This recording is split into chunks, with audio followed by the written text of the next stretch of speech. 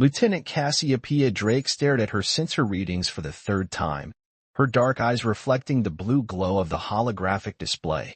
The signal shouldn't exist. Mining Outpost Helios 7 was supposed to be routine, a 6-month assignment scanning asteroids for rare Earth elements.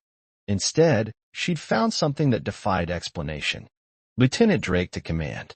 I'm detecting an energy signature unlike anything in our database. Requesting verification. Static answered.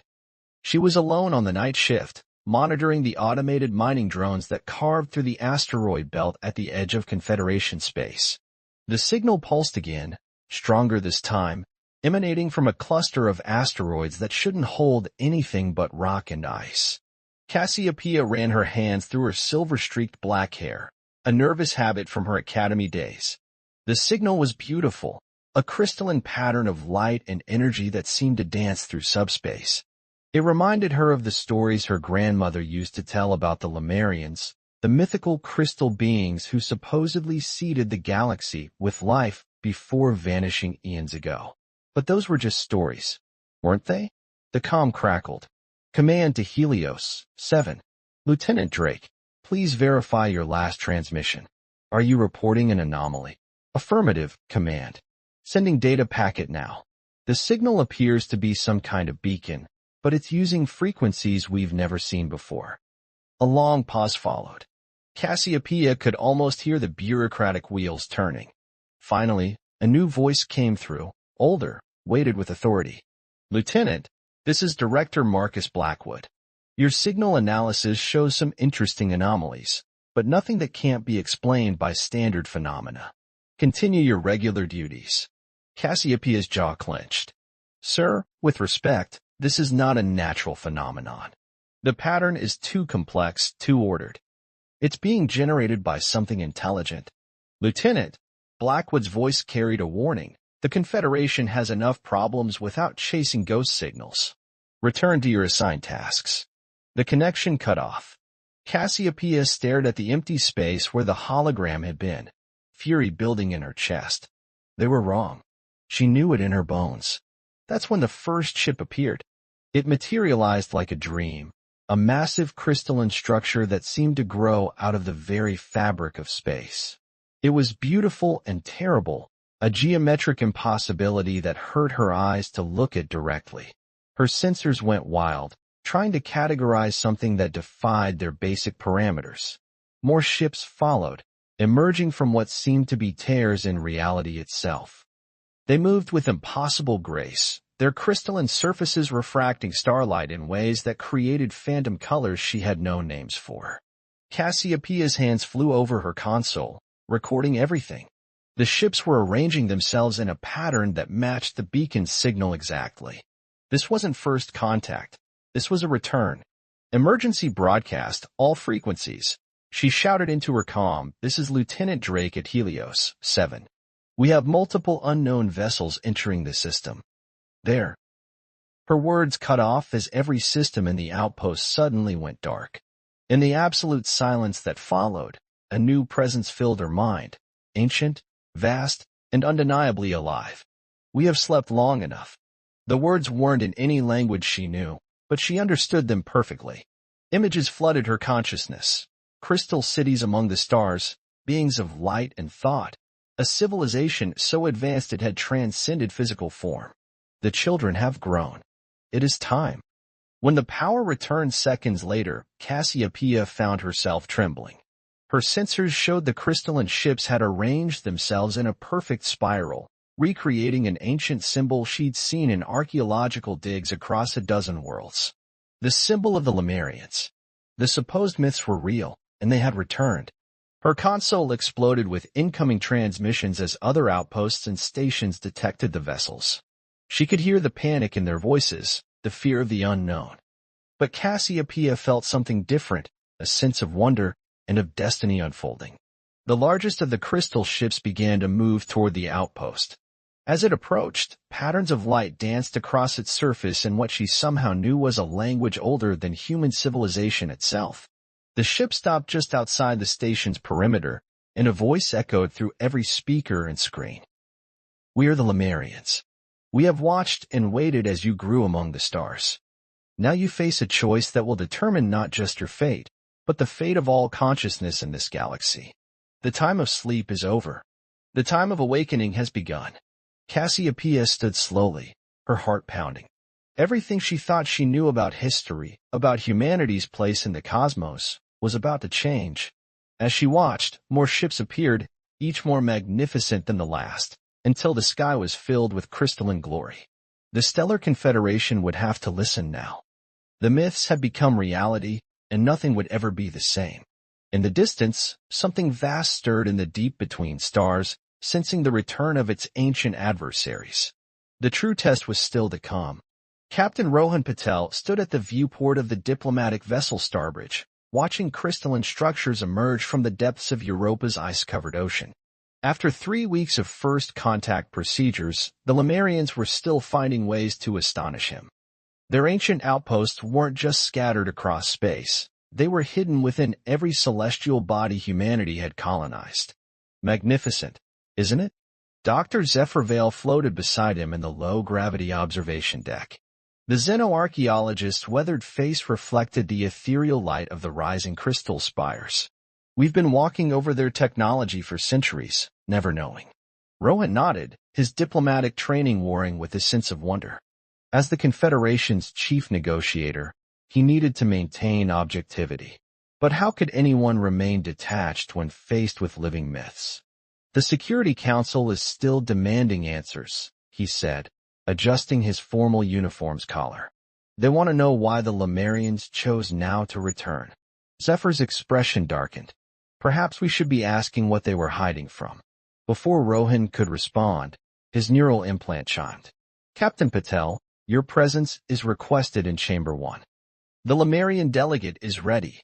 The walk to the diplomatic chamber took them through corridors lined with representatives from every major world in the Confederation. Some watched him with hope, others with barely concealed hostility. The division was growing deeper by the day. Chamber 1 had been modified to accommodate their unusual guests. The temperature was kept near absolute zero, and gravitational fields had been adjusted to patterns that made human physics equations weep. In the center floated Prisma, the Lemurian delegate. Like all their kind, Prisma's form was difficult for human eyes to process, a constantly shifting lattice of crystal and light that seemed to exist in more dimensions than should be possible. They communicated through patterns of illumination that the chamber's computers translated into words and concepts. Greetings, Captain Patel. Prisma's voice resonated directly in their minds. We have activated the network beneath Europa's ice. The awakening proceeds as planned. Rohan maintained his diplomatic smile, despite his unease. The Confederation appreciates your openness, Delegate Prisma. However, there are concerns about the scale of these activations. Many of these structures are appearing within sovereign territory. Prisma's crystalline form shifted, creating patterns that somehow conveyed both amusement and ancient sorrow. Sovereignty? Captain, these installations were ancient when your species first looked up at the stars and dreamed.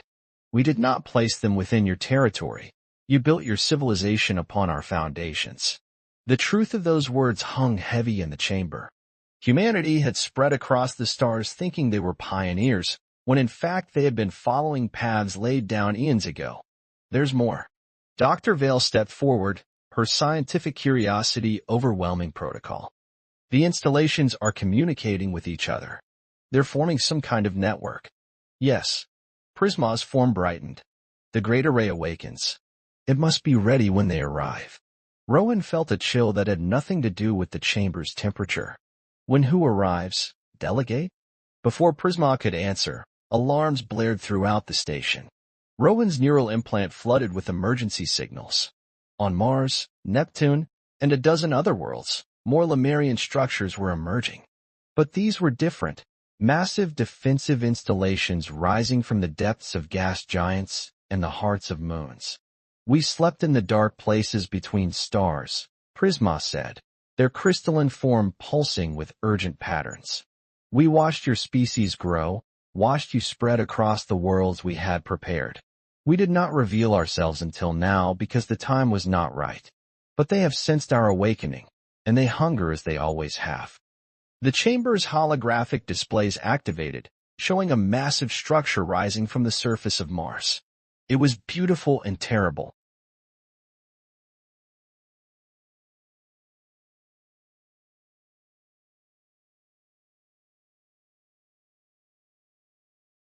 A crystalline tower that reached into the sky, its surface covered in symbols that burned themselves into Rohan's mind. The Shadow Eaters are returning, Prisma continued. They devour civilizations, consume consciousness itself. We fought them when the galaxy was young. We could not defeat them, only hide, only plan, only prepare. And now we need you. Dr. Vale's face had gone pale. Need us? Why? Because you are our greatest creation. Prisma's form expanded, filling the chamber with patterns of light that told a story older than human history. Your species was not an accident. We shaped you, guided your evolution from afar. You are our children, and you have grown stronger than we ever imagined. Rowan struggled to process the implications. Are you saying humanity was engineered? We gave you the spark, but your fire is your own. Prisma's pattern shifted to something almost gentle. You have achieved more in millennia than most species do in millions of years. You have developed technologies and perspectives we never conceived. That is why we chose now to return. The alarms continued to blare as more installations activated across the solar system. Rowan's neural implant was overwhelmed with reports of strange energy signatures, impossible structures, and growing panic among the population. The Shadow Eaters will arrive soon, Prisma said. They have already sensed the awakening. We cannot face them alone, not again. But together, perhaps we stand a chance. Your creativity, your adaptability, combined with our technology and knowledge. The Confederation will never agree to this, Rohan said, though he feared it was true. There are already factions calling for your expulsion from human space. They will understand when they see what comes from the dark. Prisma's form contracted, becoming more focused. Already our sensors detect their approach. We have perhaps months before the first scout arrives. Will you help us prepare? Before Rohan could answer, a new alert flashed across his neural implant. Deep space sensors had detected something massive moving through the void between stars. Something that devoured light itself. The time for diplomacy was ending. The time for survival was about to begin. Dr. Nyota Okoro's hands trembled as she studied the genetic sequencing displayed across her lab's holoscreens. The Lemurian crystal she'd been given contained more than just data. It held the complete blueprint of human evolution, carefully engineered over millions of years. Run it again, she commanded her AI assistant. Full spectrum analysis. Focus on the markers we identified in Series 7. The genetic structures rotated in the air before her, complex helices interwoven with patterns that no natural evolution could have produced. After 3 days without sleep, she had finally found it, proof that would shatter humanity's understanding of its own history. Dr. Okoro. The voice made her jump. Orion Thandrel, her research partner, stood in the doorway of the orbital laboratory. His usually immaculate appearance was disheveled, his silver eyes wide with excitement. The temporal dating came back on the crystal samples. They're over 50 million years old. Nyota nodded, pushing back her braids as she manipulated the genetic display. Look at this, Orion. These aren't just random mutations. Every major evolutionary leap our species made was precisely calculated. The Lemurians didn't just guide our evolution, they composed it like a symphony. Their laboratory aboard the research station Horizon had become the center of humanity's greatest scientific investigation. Teams worldwide were studying the revelations the Lemurians had shared, but Nyota's genetic research was proving to be the most explosive. We need to call an emergency conference, she said, saving her findings to the secure network. The Confederation needs to. The station's alarms cut her off. Red emergency lights bathed the lab in crimson as Security Chief Kai Winter's voice echoed through the speakers. All personnel, battle stations. Unknown entities detected approaching the outer system. This is not a drill. Nyota and Orion rushed to the observation deck. Through the reinforced windows, they could see the Lemurian defense fleet taking position around Jupiter. The crystalline ships moved with impossible grace, forming patterns that hurt the human eye to follow. Dr. Okaro. The voice seemed to come from everywhere and nowhere. A Lemurian appeared beside them, not physically, but as a projection of pure light and geometry. They had learned this one's name was Helios. The Shadow Eaters have sent their first scout. We need your help. My help? Nyota asked, still adapting to the way Lemurians could simply appear at will. I'm a geneticist, not a warrior. Your discovery is the key. Helios's form shifted, creating patterns that conveyed both urgency and hope. The genetic modifications we made to your species, they weren't just for survival. They were preparation. On the holoscreen, a massive dark shape appeared at the edge of the solar system. It defied description, seeming to bend space around itself. Where it passed, stars dimmed. Look, Orion whispered, pointing to another screen showing data from the station's sensors. That thing, it's not just consuming light. It's consuming information itself. Nyota felt a chill as she understood. The genetic markers, they're not just modifications. They're weapons, aren't they? Yes. Helios's form pulsed with approval.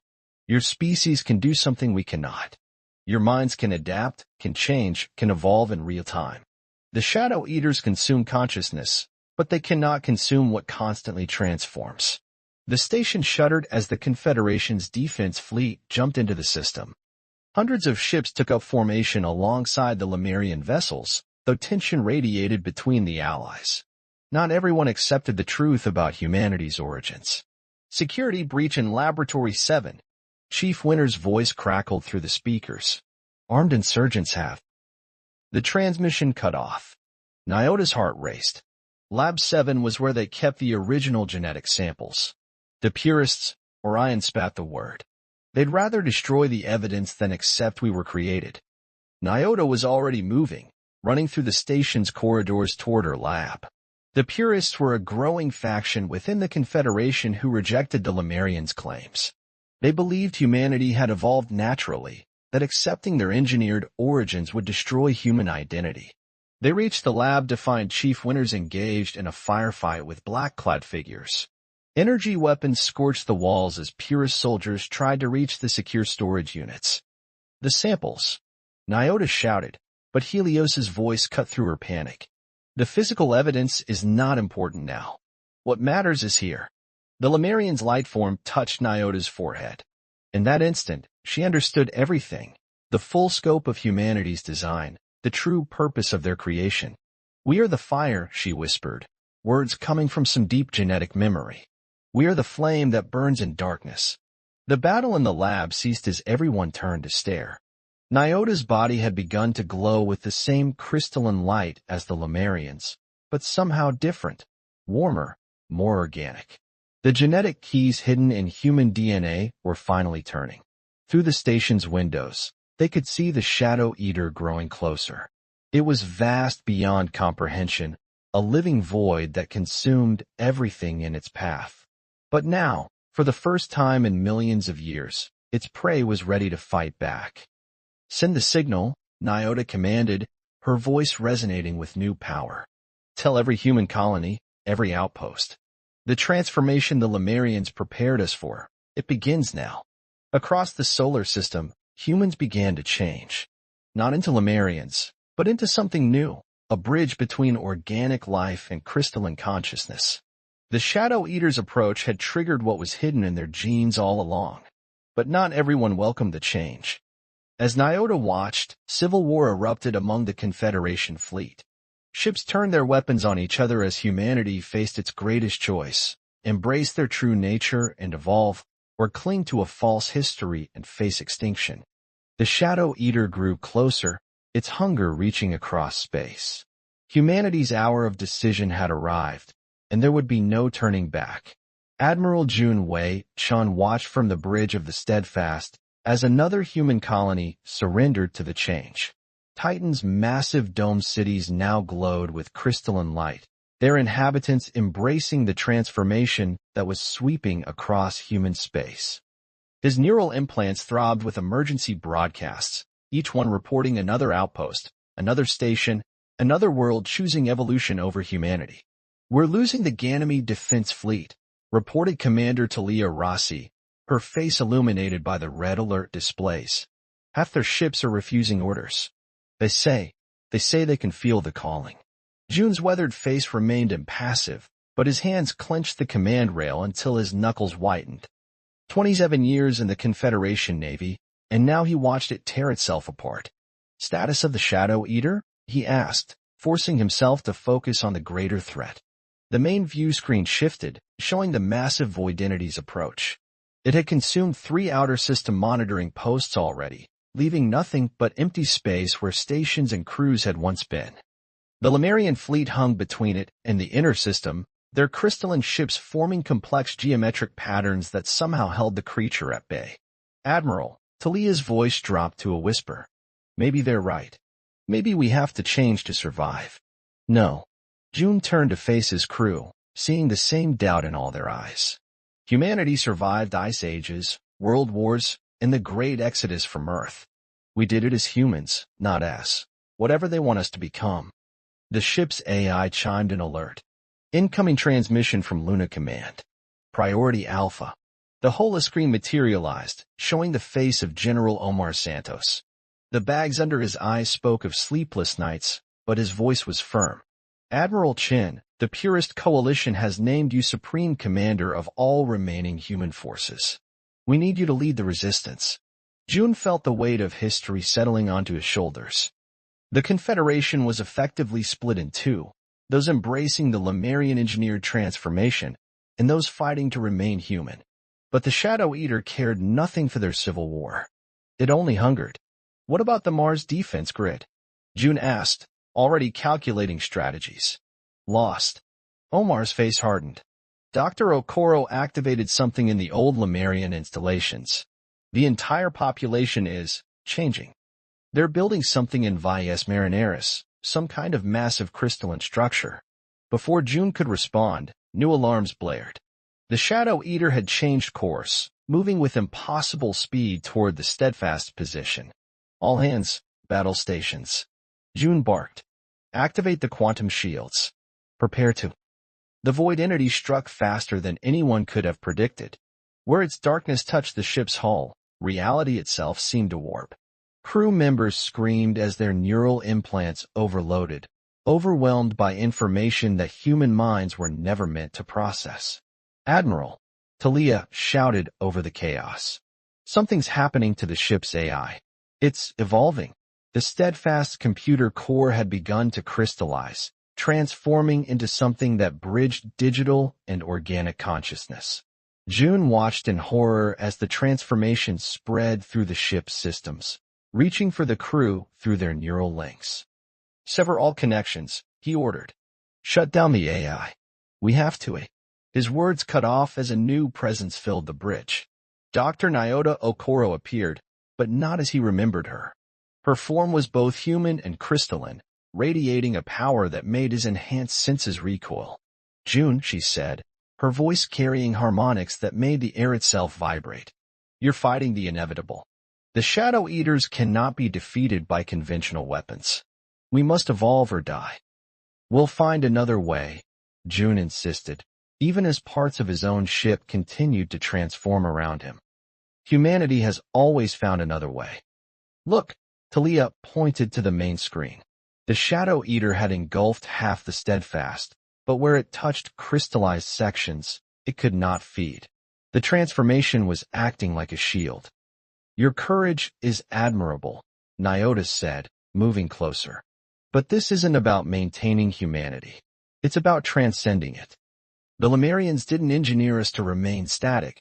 They created us to become something greater than either of our species." The ship shuddered as more systems transformed.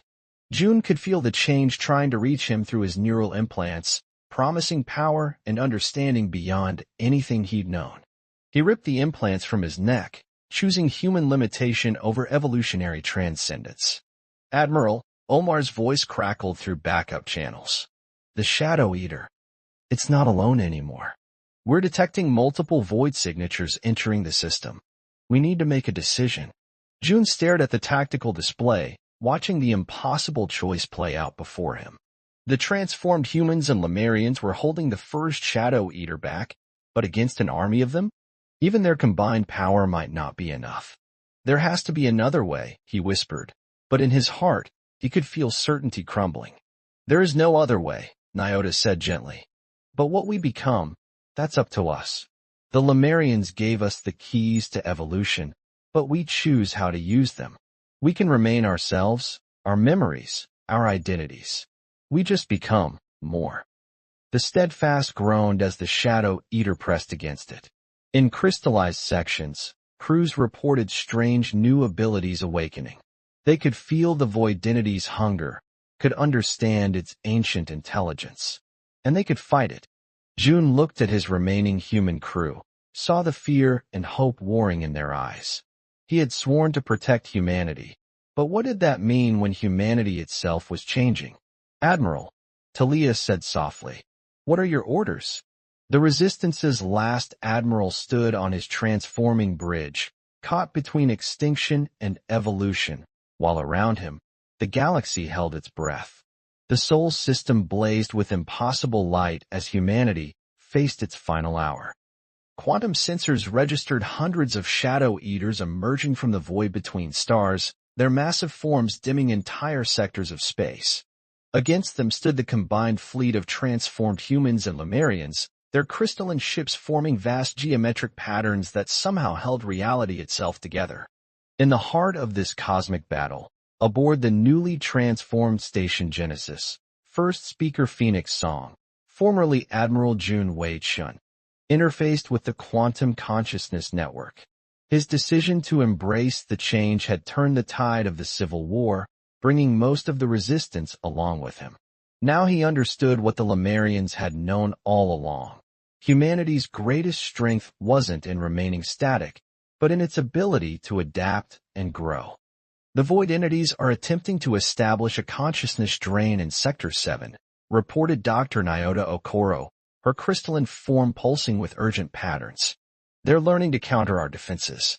Phoenix accessed the station's enhanced sensors, his transformed mind processing information at speeds his human self could never have achieved. The Shadow Eaters had evolved too, developing new strategies against the combined human-Lemurian defense. They remember us, came the thought voice of Helios, the Lemurian elder. From the first war, eons ago. They remember how we hid, how we planned. They will not underestimate us again. Through the quantum network, Phoenix felt the presence of billions of transformed humans across the system. Each had maintained their core identity while gaining abilities beyond imagination. They were still human in spirit, if not in form. The Mars array is ready, announced Orion Thandril, his consciousness resonating through the network. The massive crystalline structure they built in Vies Marineris was their greatest achievement, a device capable of affecting space-time itself. But victory would require more than technology. The Shadow Eaters were consciousness incarnate, entities that had evolved to feed on the very essence of thought and being. They couldn't be destroyed by conventional means. All units, prepare for final convergence, Phoenix broadcast across the network. Remember your training. Remember who you were, and what you have become. The void entities struck first, their darkness reaching across space like hungry tentacles. Where they touched unprotected ships or stations, consciousness itself was consumed, leaving empty husks behind. But the transformed fleet held firm, their crystalline forms redirecting the attack. Now, Phoenix commanded. Across the solar system, transformed humans and Lemurians joined their consciousness into a single vast pattern. The Mars array activated, sending waves of crystalline energy through space. Reality itself seemed to flex and bend. The Shadow Eaters recoiled, but only for a moment. They pressed forward again, their hunger overwhelming their caution. That's when Phoenix implemented the true plan, one that had taken both human creativity and Lemurian wisdom to conceive. We offer you transformation, Phoenix broadcast, not just in words, but in patterns of pure consciousness. Not resistance, not destruction. Change. The void entities paused, sensing something new. Through the network, Phoenix felt Dr. Okoro activate the genetic keys they discovered, not just human DNA, but the underlying patterns of consciousness itself.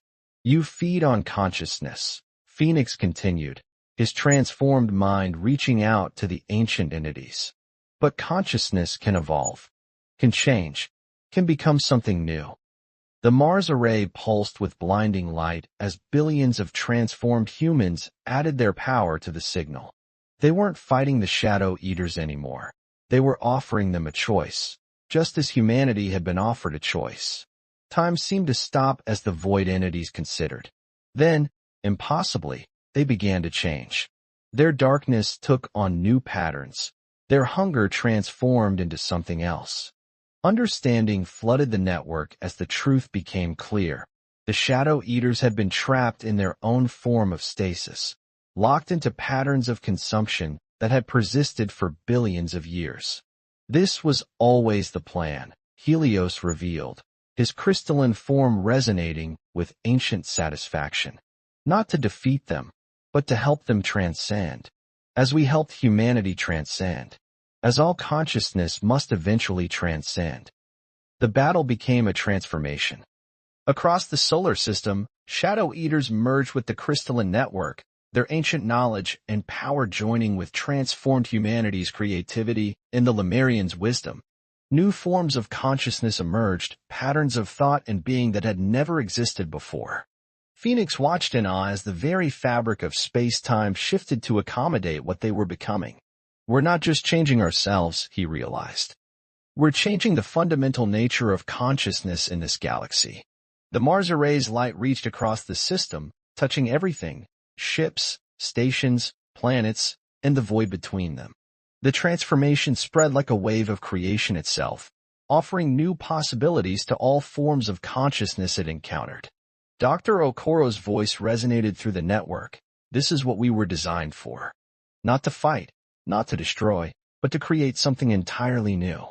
To break the cycle of consumption and stasis. The Shadow Eaters, now transformed themselves, added their own patterns to the crystalline network. Ancient knowledge flooded in. The history of the galaxy, the nature of consciousness itself, the true purpose of evolution. The story isn't ending. Phoenix broadcast to all transformed humanity. It's just beginning.